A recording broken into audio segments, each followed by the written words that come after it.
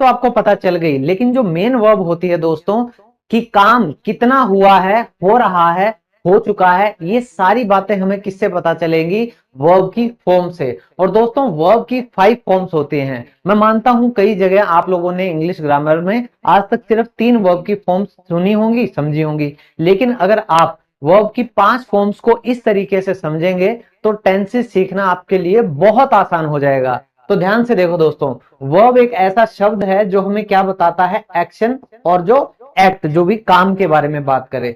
तो वर्ब की जो पहली फॉर्म होती है उसको कहते हैं बेस फॉर्म, जिस रूप में हमें ट्रांसलेशन मिलती है हिंदी से सीधा इंग्लिश में। जैसे सीखो, लर्न, लिखो, राइट, खेलो, प्ले, जाओ, गो। तो ऐसे हमें जितने भी शब्द मिलेंगे डायरेक्ट काम वाले हिंदी से इंग्लिश में, वो हमारे क्या होते हैं? वर्ब की फर्स्ट फॉर्म। इसको हम प्रेजेंट फॉर्म भी कह सकते हैं, इसको हम प्रेजेंट फॉर्म भी कहते हैं, और इसको कहा जाता है प्लूरल फॉर्म। प्लूरल फॉर्म का मतलब ये है दोस्तों कि इसके जो सब्जेक्ट होते हैं वो होंगे हमेशा आई, वी, यू, दे और प्लूरल नाउन, यानी जो एक से ज्यादा सब्जेक्ट होंगे, काम करने वाले होंगे, उनके लिए हम इस्तेमाल करते हैं प्लूरल फॉर्म, यानी वर्ब की फर्स्ट फॉर्म हो गया। अब सेकंड है पास्ट फॉर्म। तो पास्ट फॉर्म होती है कि बीते हुए समय में अगर कोई काम हुआ है उसके लिए हम क्या यूज करते हैं? वर्ब की सेकंड फॉर्म। अब वर्ब की थर्ड फॉर्म होती है दोस्तों परफेक्ट फॉर्म, यानी कि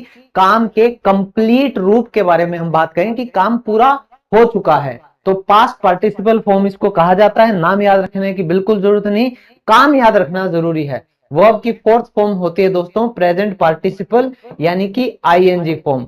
फिर वर्ब की फिफ्थ फॉर्म होती है सिंगुलर फॉर्म ऑफ वर्ब। और क्योंकि मैंने सिंगुलर बोल दिया तो आप यहाँ पे समझ जाइएगा कि जो सब्जेक्ट होते हैं ही, सी, इट, कोई नाम या एक कोई सिंगुलर नाउन, उसके लिए हम इस्तेमाल करेंगे इस सिंगुलर फॉर्म का। अब एग्जाम्पल से समझिए कि ये अलग अलग आप कैसे याद रखोगे।